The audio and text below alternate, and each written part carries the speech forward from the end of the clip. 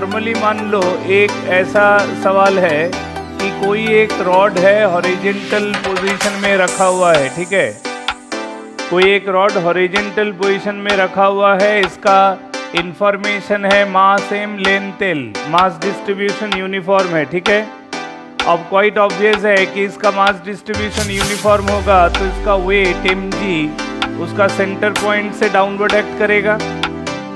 अब मान लो ये सवाल होता है कि अगर मैं इसका दोनों एंड में सपोर्ट प्रोवाइड करूं, देखो मैंने दोनों एंड पे सपोर्ट दिया ए और बी, ठीक है। एल लेंथ का रॉड है, यूनिफॉर्म मास डिस्ट्रीब्यूशन का, उसका मास है एम लेंथ एल, और एक्सट्रीम एंड पे यानी सेंटर ऑफ द रॉड जो है वो दोनों एंड से इक्विडिस्टेंट, यानी हम कह सकते हैं कि ये डिस्टेंस l/2, तो इधर का ये डिस्टेंस भी l/2, हाँ या ना, ये दोनों डिस्टेंसेस l/2 ईच।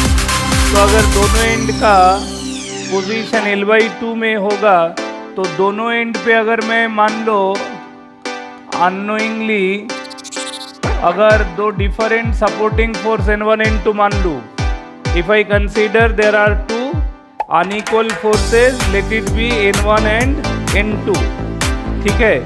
तब होगा क्या, देखो पहला होता है ट्रांसलेटरी इक्विलिब्रियम, बात को समझो, ट्रांसलेटरी इक्विलिब्रियम। तो ट्रांसलेटरी इक्विलिब्रियम का मतलब है कि ट्रांसलेशनल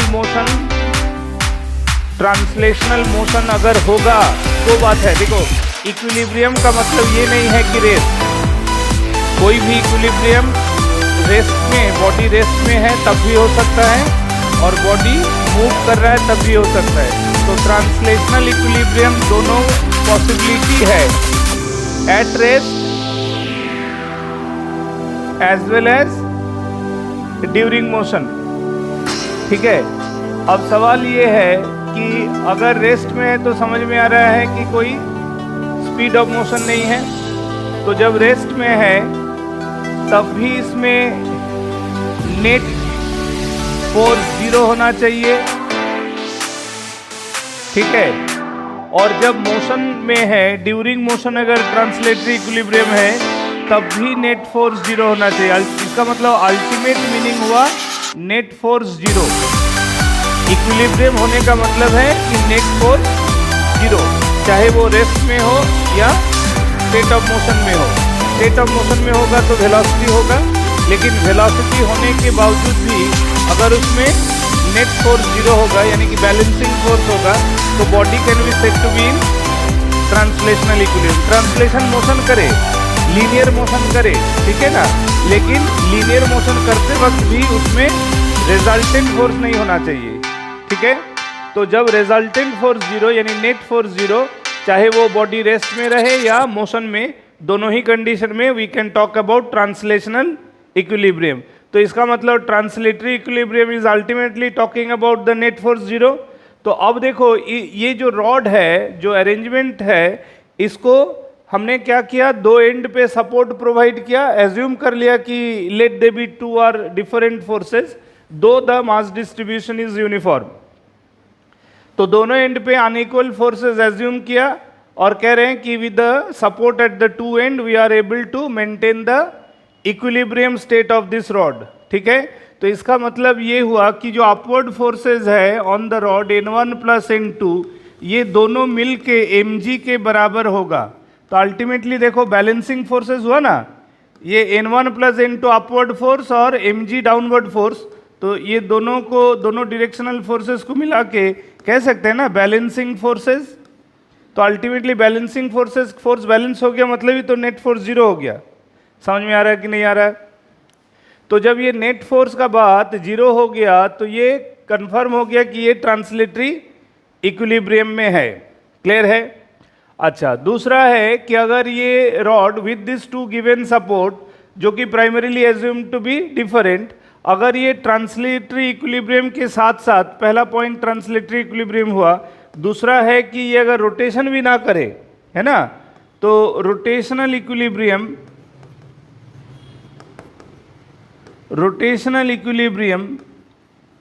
पर अगर बात करें तो रोटेशनल इक्विलिब्रियम का मतलब है नेट टॉर्क, वहां जैसे ट्रांसलेटरी इक्विलिब्रियम के लिए क्या आया था, नेट फोर्स जीरो, तो रोटेशनल इक्विलिब्रियम के लिए होगा नेट टॉर्क जीरो।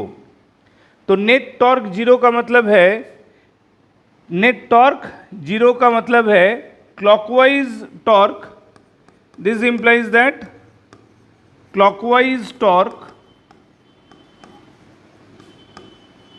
बराबर एंटी क्लॉकवाइज टॉर्क। समझ में आया?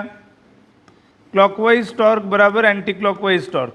तो ये जो टॉर्क को हम लोग एक को क्लॉकवाइज और उसी बॉडी में एंटी क्लॉकवाइज टॉर्क देखेंगे, तो ये दोनों टॉर्क एक ही पॉइंट के अबाउट लेंगे, यानी कि एक्सिस तो एक ही पॉइंट में होगा ना। क्लॉकवाइज टॉर्क के लिए जो axis of rotation, anti clockwise torque के लिए वही एक्सिस ऑफ रोटेशन होगा।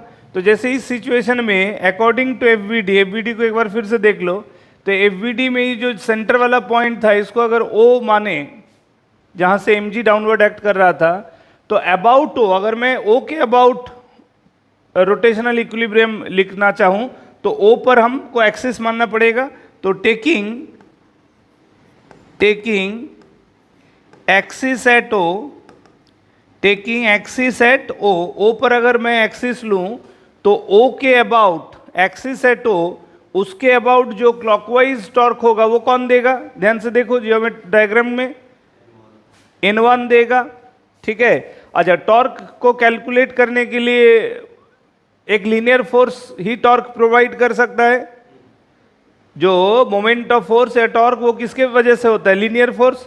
लेकिन लीनियर फोर्स को एक्सिस से कौन सा मेजरमेंट मिलना चाहिए? Perpendicular separation, correct.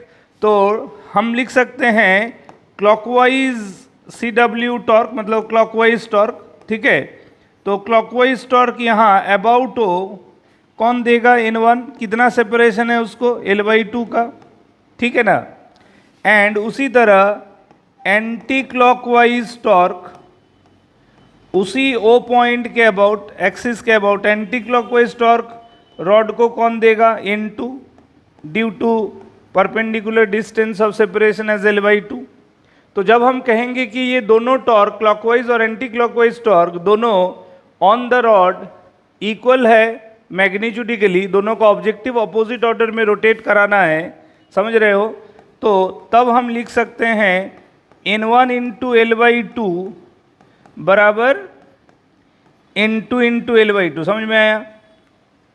N1 into L/2 बराबर N2 इंटू L/2।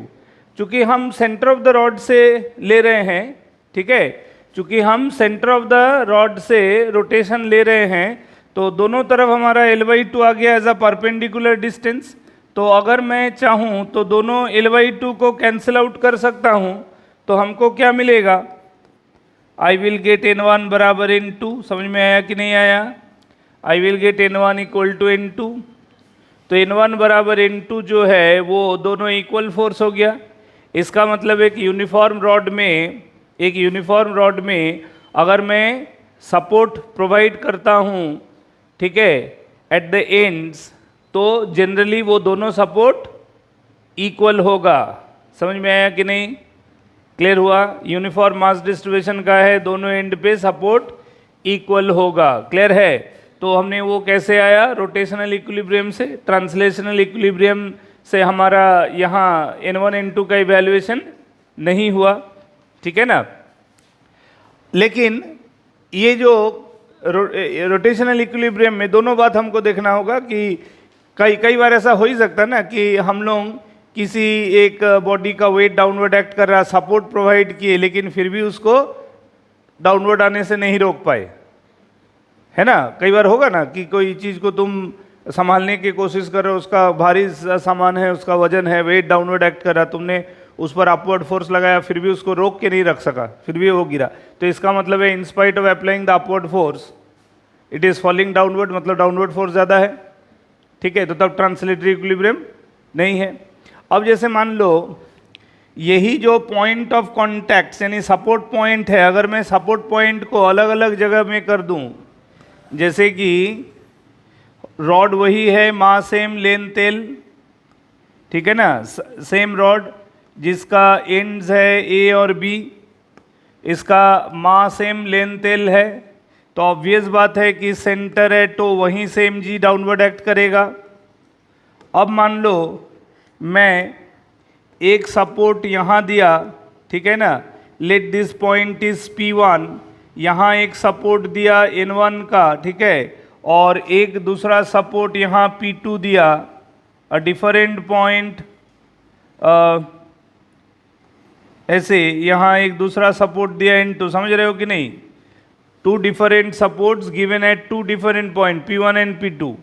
अब है कि ये मान लो डिस्टेंस दिया हुआ है यहाँ L/4, ठीक है, और ये वाला डिस्टेंस मान लो दिया हुआ है L/3। क्लियर है? P1 का position L/4 from centre, whereas P2 का पोजीशन L/3 फ्रॉम सेंटर। अब अगर तुमको पूछे find the contact forces, find the contact forces N1 and N2 such that the rod is at rest। तो rod is at rest बोल दिया और कुछ नहीं मेंशन किया, ठीक है ना, यानी कि रेस्ट में कह दिया, मतलब दोनों तरह का रेस्ट है, ट्रांसलेशनल मोशन भी रेस्ट में है और रोटेशनल मोशन भी रेस्ट में है, यानी कि हमको यहाँ दोनों आर्गुमेंट पर बात करना है, translatory equilibrium as well as rotational equilibrium. अब चूंकि हम अलग अलग डिस्टेंसेस पे ये कॉन्टैक्ट फोर्सेस लगा रहा हूँ to keep the rod at rest, और इनिशियल पोजीशन रॉड कैसा है, मैंने उतना लैंग्वेज लिखा नहीं, तो ये कैसा है, initially it is maintained, it is kept horizontal, ठीक है, the rod is kept horizontal with these two support forces N1 and N2। तो N1 N2 सपोर्ट फोर्सेस है, इसके बावजूद भी रॉड हॉरिजेंटली है, ठीक है। तो क्या करेंगे, फिर से वही काम करेंगे प्रीवियस सवाल के जैसा कि पहला पॉइंट होगा ट्रांसलेटरी इक्विलिब्रियम, ठीक है, पहला होगा ट्रांसलेटरी इक्विलिब्रियम। तो ट्रांसलेटरी इक्विलिब्रियम के लिए क्या लिखेंगे, अपवर्ड फोर्सेस बराबर डाउनवर्ड फोर्सेस, यानी कि N1 plus N2 is mg, ये पहला इक्वेशन बना, ठीक है। दूसरा कंडीशन लिखेंगे रोटेशनल इक्विलिब्रियम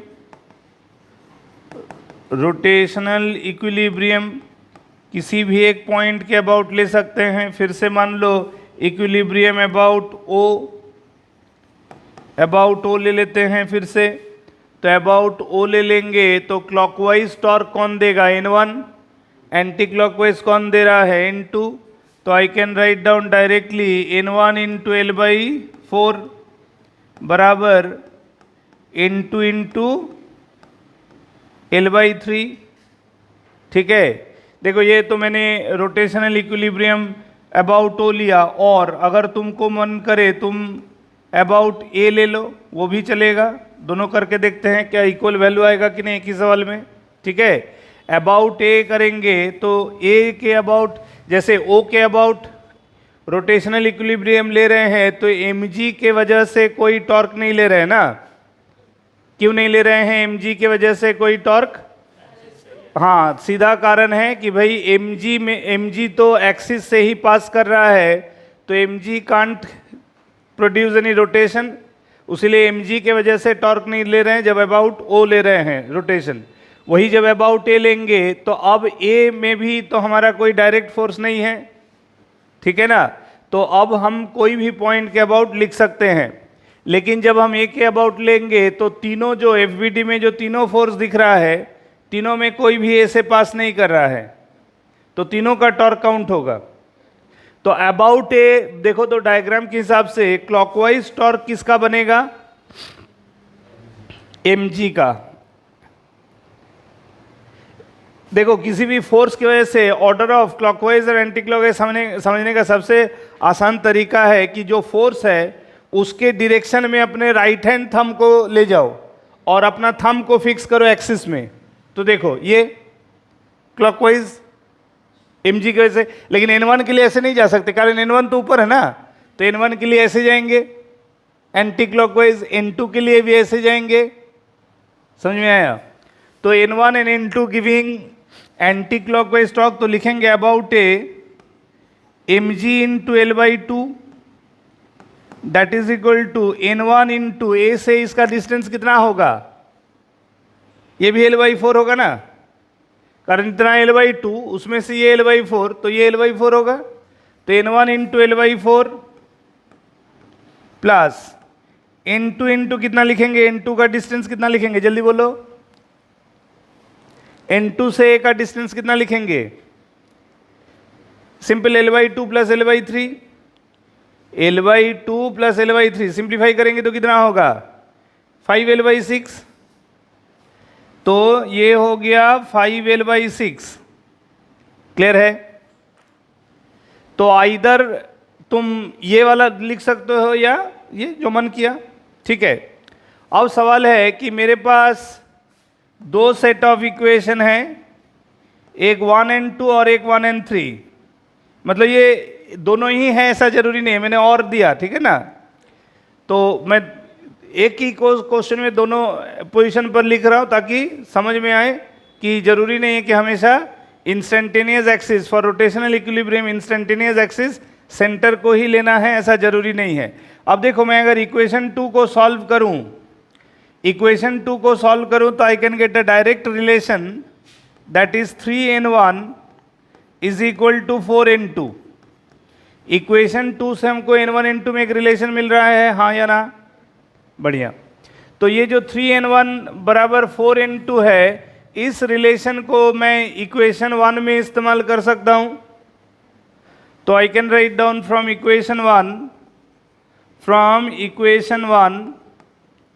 इक्वेशन 1 में हमारा क्या था, n1 प्लस n2 बराबर mg। तो हम n1 की जगह अगर मान लो 4/3 ऑफ n2 डालें तो 4/3 plus 1 of n2 is mg लिख सकते हैं, हाँ या ना। 4 + 3 n1 की जगह लिख दिए 4/3 ऑफ n2 प्लस n2 तो था ही, तो यहाँ से मेरे को प्राइमरीली पहले n2 का वैल्यू मिल जाएगा। देयरफॉर n2 कितना होगा बताओ, कितना होगा 3/7 ऑफ mg। सिंप्लीफाई करेंगे तो आएगा ना 3/7 ऑफ mg। तो n2 अगर 3/7 ऑफ mg आएगा तो जाहिर सी बात है n1 होगा 4/7 ऑफ mg। समझ में आया कि नहीं आया? तो हमको n1 n2 मिल गया with the solution of equation 1 with equation 2, ठीक है। अब तुम चेक करो कि इक्वेशन 1 और इक्वेशन 3 को सॉल्व करो, इक्वेशन 1 और इक्वेशन 3 को सॉल्व करो, ठीक है। Solve equation 1 and 3, solve equations 1 and 3 कि हम जो इक्वेशन 3 दूसरा एक्सिस के अबाउट लिए हैं फॉर रोटेशनल इक्विलिब्रियम, तब भी हमारा n1 n2 का वैल्यू वही आ रहा है कि नहीं। सॉल्व इक्वेशंस 1 and 3, इसका मतलब कॉन्सेप्ट क्लियर हुआ कि रोटेशनल इक्विलिब्रियम जब देगा तो balancing torque you can write down, ठीक है, अबाउट एनी एक्सिस, चाहे वो सेंटर को एक्सिस मान के करो या कोई और पोजीशन को एक्सिस मान के तुम रोटेशनल इक्विलिब्रियम लिख सकते हो। और फिर उस इक्वेशन को ट्रांसलेटरी इक्विलिब्रियम इक्वेशन के साथ सॉल्व करोगे तो तुमको दोनों कॉन्टैक्ट फोर्स एक साथ मिल जाएगा और जो भी मिलेगा सही वैल्यू आएगा, भले ही दो अलग अलग लोगों का instantaneous axis position different assume हो, ठीक है।